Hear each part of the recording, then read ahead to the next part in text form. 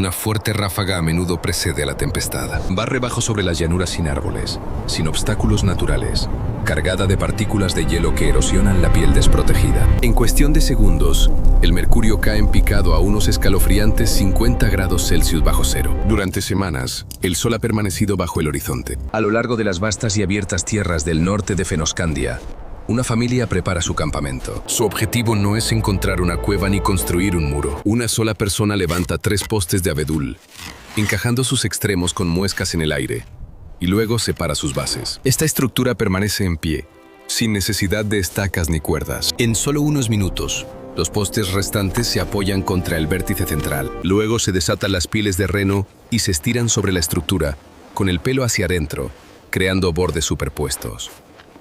Se deja intencionadamente una abertura en la parte superior. Cerca del suelo, persiste una abertura más modesta. En su centro, se enciende un fuego. Cuando la ventisca golpea, la tienda permanece firme. Esta estructura es el lavu, perfeccionado durante milenios para afrontar un desafío particular y mortal: sobrevivir en un clima que puede ser fatal en cuestión de minutos. Todo ello mientras se mueven constantemente para evitar que el frío se asiente de forma duradera. Durante más de 10.000 años, el pueblo sami ha habitado las regiones del norte de lo que hoy son Noruega, Suecia, Finlandia y la península de Kola en Rusia. Investigadores de culturas antiguas sitúan la habitación humana en esta zona en el periodo inmediatamente posterior a la última edad de hielo, cuando las comunidades perseguían presas a través de un terreno que aún se recuperaba de la actividad glacial. A lo largo de miles de años, a medida que los patrones climáticos se estabilizaron en su forma ártica actual, aquellos que eventualmente serían conocidos como los Sami formularon una estrategia de supervivencia centrada enteramente en una criatura: el reno semidomesticado, conocido científicamente como Rangifer tarandus. Los renos eran más que una fuente de alimento. Dictaban las condiciones mismas de la supervivencia. Una manada de renos no puede permanecer en un solo lugar durante todo el invierno. Estas criaturas consumen líquenes, que se regeneran lentamente y se agotan rápidamente por sus pezuñas. Si una manada permanece en una zona durante un periodo prolongado, sus reservas de alimentos se agotarán, lo que provocará muertes. En consecuencia, las personas que los cuidan se ven obligadas a desplazarse. Una familia que construyera una vivienda permanente, sustancial y fija, se enfrentaría a la inanición en una sola estación. El propio terreno exigía una existencia nómada, lo que a su vez requería una vivienda capaz de ser transportada a través de cientos de kilómetros de tundra congelada, montada durante las tormentas y desmontada en cuestión de minutos cuando la manada migraba. El lavu se erige como la solución arquitectónica directa nacida de estas limitaciones específicas. El pueblo sami percibía su entorno utilizando un calendario de 8 estaciones que ofrecía significativamente más detalles que el sistema de 4 estaciones predominante en las zonas templadas. Esta mayor precisión era esencial debido a los exigentes ciclos biológicos del Ártico. Entre estas estaciones, Dalvi, el profundo periodo invernal que se extiende de diciembre a marzo, resulta ser el más implacable. Durante todo Dalvi, el sol permanece bajo el horizonte. La única iluminación proviene de la luz de las estrellas reflejada en la nieve. Las temperaturas descienden con frecuencia hasta los 50 grados Celsius bajo cero, y los vientos soplan sin obstáculos a través de la extensa tundra sin árboles. Para sobrevivir durante este tiempo, los renos deben ser dirigidos hacia zonas interiores protegidas donde la nieve está poco compactada. Esto les permitía cavar fácilmente y acceder a los líquenes debajo de esas ubicaciones protegidas. La familia los acompaña entonces. El montaje de un lavu comienza con 3 postes de abedul. El abedul es la especie de árbol que se encuentra más cerca de la línea de árboles del Ártico. Representa la última especie arbórea antes de que el paisaje se transforme en tundra pura. El pueblo sami recolectaba postes de estos bosques de abedules del norte, eligiendo específicamente fustes rectos que poseían puntas bifurcadas de forma natural o con muescas intencionadas. Estos 3 postes principales se erigen y entrelazan en sus cimas, con sus muescas encajando perfectamente. Esta disposición asegura que la fuerza descendente de cada poste fortalezca la sujeción de los demás. El trípode resultante es inherentemente estable. Su integridad estructural proviene de su diseño, no de ningún soporte externo. Una vez asegurado ese trípode, entre 12 y 15 postes rectos más se colocan radialmente contra su cima, asentándose dentro de la unión en forma de V del armazón principal. Con cada poste añadido, la carga se intensifica, ejerciendo presión hacia adentro y hacia abajo, lo que sirve para asegurar la corona más firmemente en lugar de aflojarla. La estructura terminada se mantiene robusta sin necesidad de vientos, estacas o anclajes clavados en suelo congelado. Una sola persona puede erigirla incluso cuando una tormenta de nieve repentina permite solo minutos para el montaje, no horas. Tal rapidez no es meramente conveniente. Es la distinción crucial entre encontrar refugio y enfrentarse a los elementos sin protección. La forma aerodinámica del Labu no fue elegida por su apariencia. Esta vivienda parece más baja y ancha de lo que uno podría anticipar inicialmente. Su proporción de altura a base es intencionalmente baja y ancha. Este diseño específico aborda el desafío principal. En la tundra expuesta, el principal peligro mecánico no son las cargas pesadas o el frío extremo, sino los vientos potentes. Cuando el viento golpea una estructura alta y con lados empinados, genera tanto sustentación ascendente como presión lateral. A medida que el viento se mueve a través de la forma baja y curva del Labu, se redirige hacia arriba y por encima, empujando la estructura hacia abajo en lugar de forzarla lateralmente. Los Sami de la tundra vivían y trabajaban en medio de vientos implacables y severos, lo que hacía que las viviendas más altas fueran poco prácticas. Las dimensiones del Labu son una solución de ingeniería precisa para ese desafío ambiental particular. No hay salidas de humo externas en esta estructura. Estas son las cubiertas ajustables que se encuentran en otras tiendas cónicas en diversas condiciones climáticas. En medio de los vientos de la tundra escandinava, cualquier solapa extendida actuaría como una vela, creando las mismas fuerzas laterales que el diseño del Labu fue diseñado para contrarrestar. En consecuencia, el Labu maneja el humo puramente a través de principios físicos. En el centro de la vivienda, el harín, o fogón, proporciona calor. Las llamas calientan el aire directamente en su proximidad. Este aire calentado, al ser menos denso que el aire más frío de arriba, asciende en una columna hacia la abertura superior de la tienda. Tras su salida, se forma una zona de baja presión cerca de la base de la estructura. El aire exterior más frío es aspirado a través de una pequeña abertura deliberada en el perímetro a nivel del suelo de las pieles o por la entrada parcialmente sin sellar. Este nuevo aire alimenta el fuego, que a su vez calienta aire adicional que luego asciende y sale, atrayendo más aire frío a su paso. Este ciclo funciona sin interrupción y se mantiene por sí mismo. En consecuencia, el interior permanece libre de humo. La columna ascendente transporta los gases de escape directamente a la cima, impidiendo que se acumulen a la altura de la cabeza. Al mismo tiempo, esta columna de aire caliente funciona como un escudo de presión.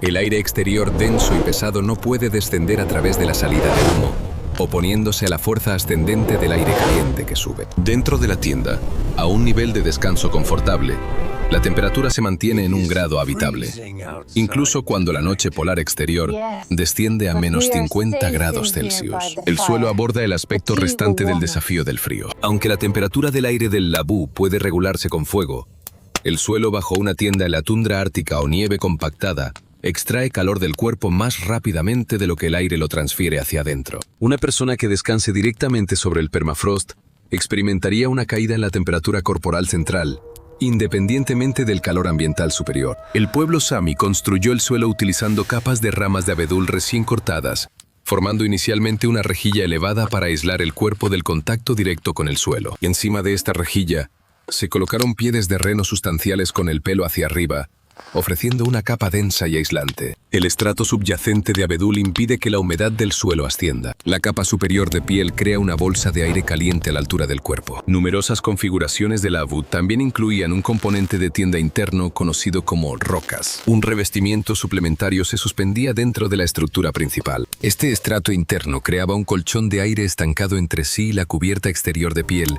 disminuyendo así la velocidad a la que el calor se transfería a través de la pared de la tienda. Esto también evitaba que la humedad de la exhalación humana y los vapores de la cocina se condensaran en la superficie interior de las pieles y posteriormente gotearan como hielo. El material de recubrimiento en sí era el resultado de un fenómeno biológico hábilmente aprovechado. El pelaje del reno es intrínsecamente hueco.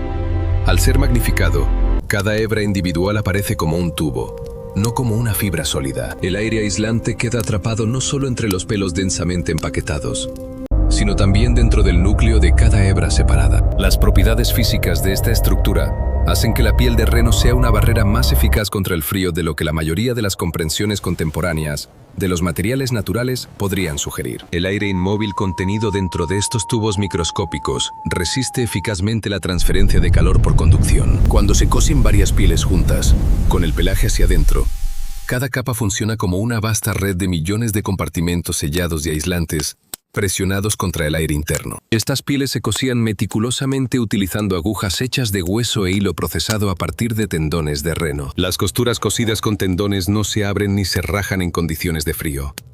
El hilo se contrae y se tensa a medida que bajan las temperaturas, cerrando la costura en lugar de permitir que se afloje. La selección de tendones sobre fibras vegetales fue una decisión crucial en un entorno donde cada costura en la cubierta de una tienda representaba un punto potencial de pérdida de calor. Un hilo que respondía al frío, sellándose a sí mismo en lugar de retraerse, era inequívocamente el material apropiado. A medida que los siglos XIX y XX vieron la introducción de la lona europea producida en masa en el norte de Escandinavia, las familias transicionaron progresivamente sus materiales de cubierta de tiendas de pieles de animales a lona y posteriormente a textiles sintéticos. La lona resultó ser más ligera y más cómoda de transportar. El siglo XX fue testigo del advenimiento de la estufa de hierro fundido portátil. Esta innovación reemplazó el horno abierto tradicional en numerosos arreglos prácticos, disminuyendo así el consumo de combustible y simplificando el proceso de regulación del calor. Sin embargo, ninguno de estos cambios modificó fundamentalmente la geometría esencial o la dinámica del flujo de aire inherentes al lavabo. La distintiva estructura de trípode,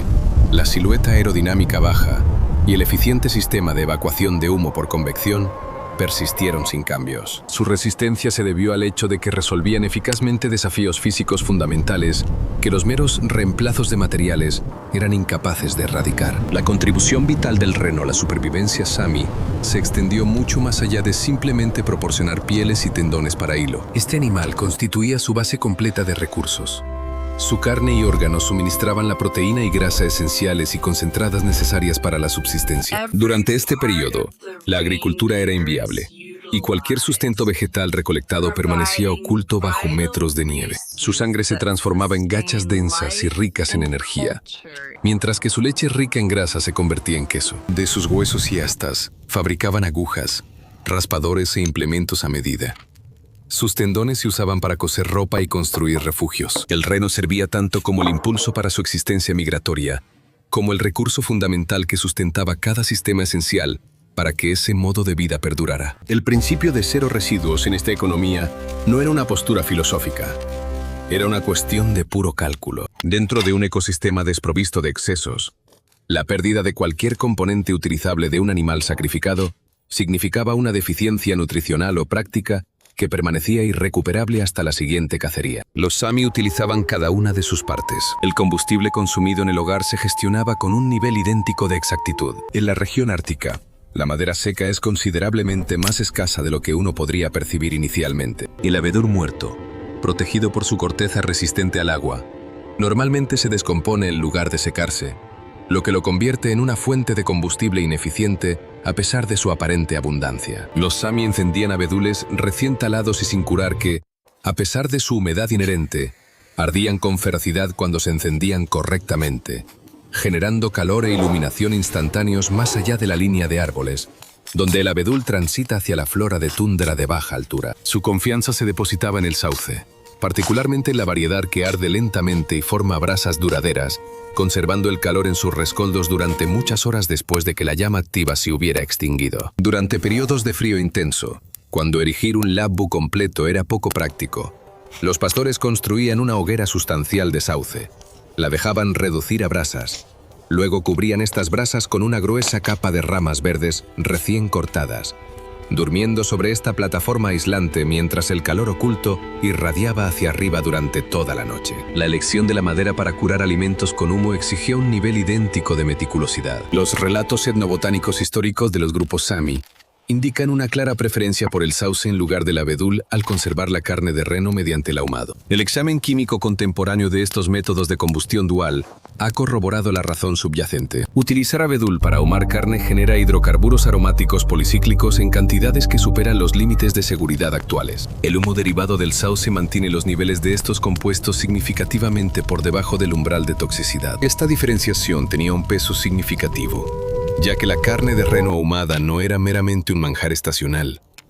Constituía una fuente fundamental de alimento conservado para los viajes durante las duras profundidades del invierno. Si se ingiriera consistentemente durante periodos que abarcan semanas y meses, la exposición a subproductos de humo peligrosos con tal regularidad e intensidad sin duda habría provocado graves repercusiones. Los Sami, mediante la observación directa de los resultados de salud a largo plazo, descubrieron los métodos más seguros y transmitieron esta sabiduría a través de generaciones, evitando así la acumulación de problemas de salud. Los instrumentos de laboratorio contemporáneos validaron lo que la experiencia práctica consistente ya había demostrado. El sistema de regulación de calor del lavabo abarcaba más que la estructura física de la tienda. Este sistema integraba las prendas usadas, tanto dentro como fuera del lavabo, como capas cuidadosamente coordinadas. Cuando las temperaturas caen en picado a menos 45 grados Celsius, la piel expuesta puede congelarse en menos de 2 minutos. Moverse entre el cálido interior del lavabo y la gélida tundra abierta requería un sistema de vestimenta capaz de manejar impecablemente tales diferencias de temperatura extrema. La capa más externa era la viasca, un abrigo sustancial confeccionado íntegramente con piel de reno, con el pelo hacia afuera. Las propiedades aislantes de los pelos huecos, que resultaron tan eficaces para la cubierta de la tienda, fueron igualmente beneficiosas cuando se aplicaron al diseño de la ropa. Cuando se usaba con el pelo hacia afuera, la viasca repelía el viento y creaba una capa protectora de aire cálido cerca de la piel del usuario. Cubriendo la viasca estaba la luca, un poncho con capucha tejido expertamente con densa lana de guadmal. El papel principal de la luca era proporcionar protección física a la prenda de piel que llevaba debajo. Los pelos huecos del reno proporcionan aislamiento al capturar eficazmente el aire dentro de su estructura única. El pelo se vuelve ineficaz cuando se empapa con agua de deshielo.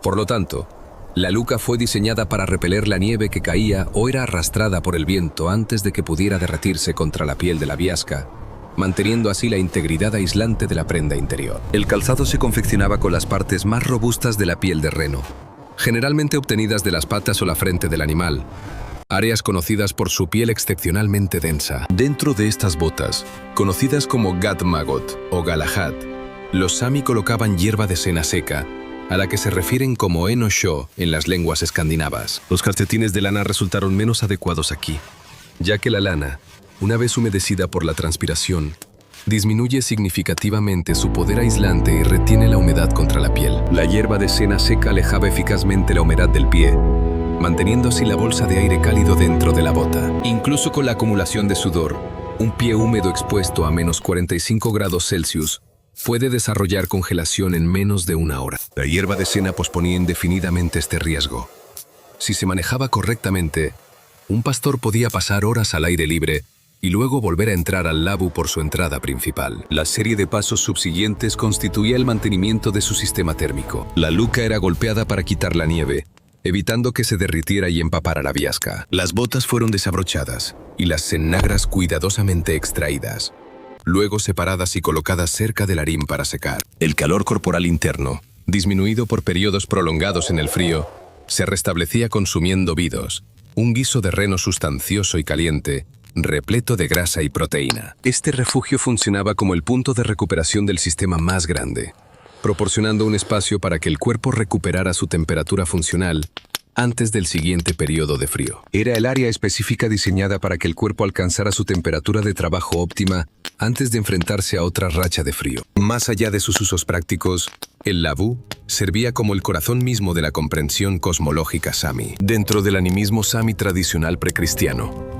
los reinos material y espiritual eran percibidos como interconectados, no como entidades distintas. Cada acto significativo, ya fuera encender un fuego o preparar un animal, estaba imbuido de un significado espiritual. Dentro del lavabo, el espacio estaba sistemáticamente dividido en zonas distintas. Estas divisiones proyectaban esa cosmología directamente sobre el entorno de vida inmediato, regido por regulaciones espaciales precisas. Saraka, la venerada diosa de la fertilidad y el parto, tenía su hogar en el Harán, la chimenea central. Etimológicamente, su nombre comparte una conexión con el término Sami para dividir. Las ceremonias de nacimiento tenían lugar junto al hogar, donde un trozo de madera era ritualmente partido para representar la apertura del canal de parto. Estos fragmentos de madera separados se transformaban en objetos sagrados, y a nadie se le permitía tocarlos después. Antes de un nacimiento, ofrendas de carne, queso y agua eran arrojadas directamente a las llamas. Después de un parto exitoso, se preparaba y comía una papilla compartida como un reconocimiento ceremonial. El lugar más cálido y central del refugio también servía como su núcleo espiritual, el lugar mismo donde la nueva vida humana era formalmente bienvenida a la existencia. Uxaka, la mujer de la puerta, que custodiaba el umbral y protegía a los niños pequeños que aprendían a caminar, presidía la entrada y el espacio directamente a su lado. En esta sección delantera, las mujeres realizaban las tareas domésticas esenciales para el funcionamiento del campamento, como transformar tendones en hilo, coser pieles y tejer. Justo dentro de la entrada, se preparaban las comidas diarias y otras necesidades prácticas, junto con el almacenamiento de la provisión diaria de leña y los perros del campamento. La provisión diaria de leña y los perros del campamento se alojaban justo dentro de la entrada, en el área con la temperatura más baja. Ese lugar era donde la corriente de aire frío de la entrada era más perceptible. En la parte trasera del labu, precisamente frente a la abertura principal, se encontraba el boacho, un área sagrada, exclusiva para hombres. Esta era la zona de asientos designada para los hombres. Dentro de este espacio, guardaban sus armas y albergaban los tambores sagrados, que los chamanes de la comunidad empleaban para conversar con el reino de los espíritus, localizar la caza y prever las posiciones de las manadas de renos durante las ventiscas. El boacho tenía su propia solapa de acceso distintiva, utilizada para transportar objetos considerados espiritualmente inadecuados para pasar por la entrada principal. La caza recién adquirida y sin procesar, el botín crudo de la cacería, se introducía por la parte trasera. Si ocurría una muerte dentro del labu, el cuerpo del difunto se retiraba por la salida trasera, nunca por la entrada principal. Estas prácticas eran supervisadas por Uxaka, quien encarnaba los poderes del parto y la vida doméstica. Se creía que tal acto conllevaba el riesgo de una grave profanación espiritual de la morada. La manifestación más intrincada de estas regulaciones espaciales concernía al oso dentro de la cosmología tradicional Sami. Más que un simple animal grande para cazar, el oso era venerado como un ancestro sagrado, que se creía que había venido de los cielos. El acto de matar un oso constituía un profundo viaje espiritual, que se desarrollaba a través de 7 fases ceremoniales distintas. El proceso comenzaba con el rastreo, dirigido por la previsión chamánica, y concluía con ceremonias de purificación específicas que se extendían durante varios días. Cuando un grupo de caza regresaba al campamento con los restos de un oso, tanto su piel como su carne se introducían únicamente a través del bozo. Durante los ritos iniciales, las mujeres debían apartar la mirada de la piel y en su lugar se vendaban los ojos y disparaban flechas hacia la piel tensa, como un acto ceremonial de interacción controlada con su potencia. Posteriormente, los huesos del oso eran meticulosamente colocados en un árbol o enterrados, permitiendo que su espíritu ascendiera de nuevo a los cielos. Estos marcos rituales cumplían un propósito conductual crucial dentro de un entorno restringido.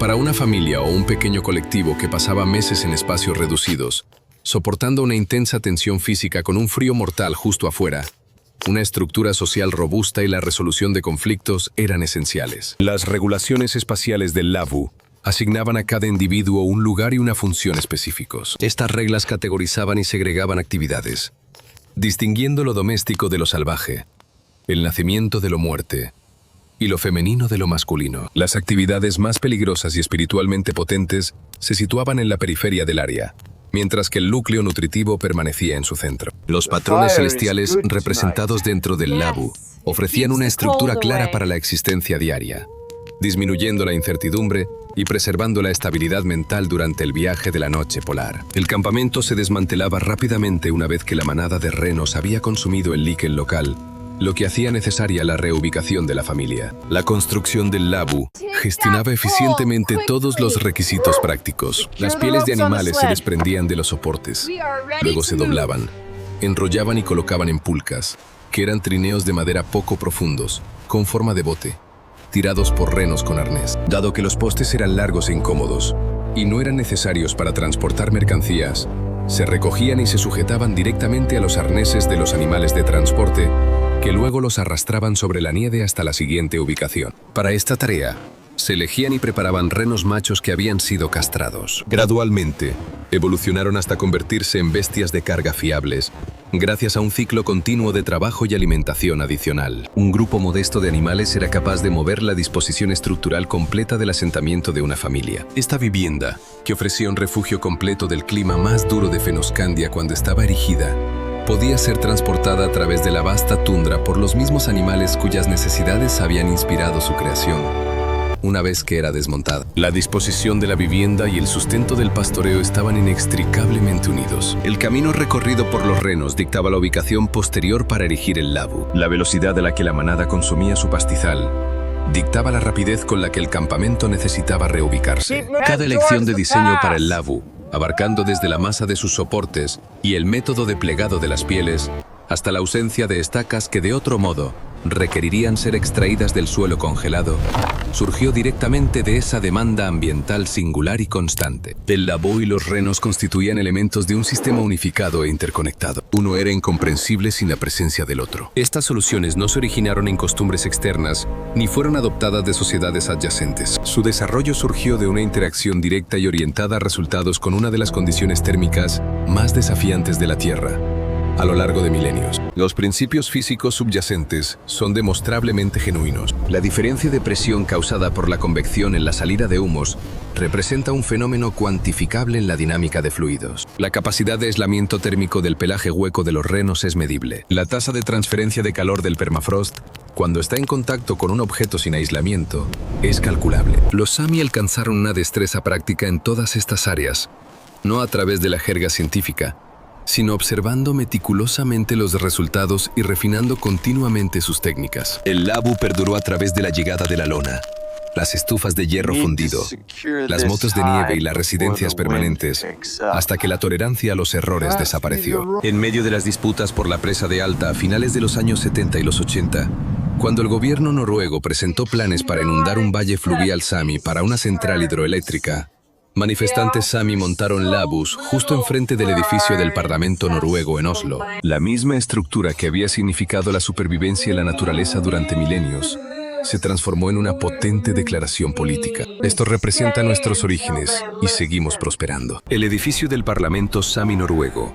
terminado en 2005, incorpora la distintiva línea del tejado del labu en su diseño. Este diseño perdura porque la razón subyacente que le dio origen sigue siendo perpetuamente relevante. Una construcción que aborda eficazmente el viento, el frío, la humedad, la condensación, el humo y el peso, basándose únicamente en la geometría, la física convectiva y materiales orgánicos fácilmente disponibles, no queda obsoleta por la presencia de alternativas sintéticas. Sirve como prueba de que la solución más ingeniosa a las condiciones más extremas que los humanos hayan encontrado jamás no fue una fortaleza colosal y permanente de piedra y mortero, sino una vivienda cónica portátil de postes de abedul y piel de animal que una sola persona podía montar sola en una tormenta de nieve en cuestión de minutos. Los Sami soportaron el Ártico no resistiéndolo, sino interpretando sus complejidades con tal precisión que podían moverse en armonía con él y construyendo estructuras lo suficientemente ligeras como para transportar todas sus necesidades para la supervivencia.